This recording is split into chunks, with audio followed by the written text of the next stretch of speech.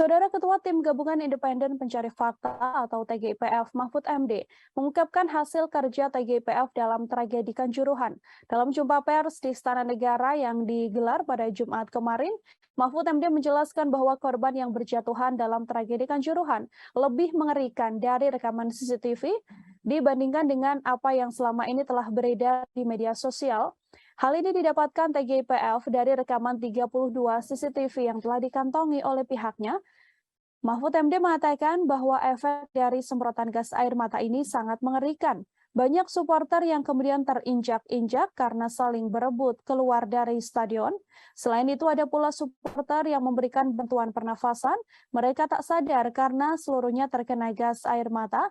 Mahfud MD menuturkan gas air mata yang ditembakkan polisi membuat supporter panik, berhamburan dan berdesak-desakan mencari pintu keluar.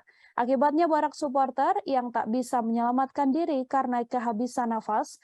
Saat ini tim TGIPF sedang berkoordinasi dengan BRIN untuk melihat tingkat zat kimia pada gas air mata tersebut. Meski demikian, ia memastikan apapun hasil pemeriksaan BRIN itu tak mengubah kesimpulan TGIPF bahwa penyebab kematian dalam tragedi Kanjuruhan adalah gas air mata. Kami telah menghimpun wawancara atau konferensi pers yang dilakukan oleh Menko Polhukam Mahfud MD. Berikut liputan lengkapnya kami hadirkan untuk Anda. Yang kami temukan, korban yang jatuh itu proses jatuhnya korban itu jauh lebih mengerikan dari yang beredar di televisi maupun di medsos. Karena kami merekonstruksi dari 32 CCTV yang dimiliki oleh aparat.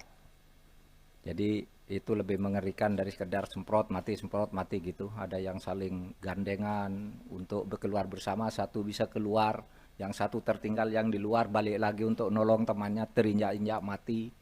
Ada juga yang memberi bantuan pernafasan itu karena satunya sudah tidak bisa bernafas, membantu kena semprot juga mati gitu. Itu ada di situ. Lebih mengerikan daripada yang beredar karena ini ada di CCTV.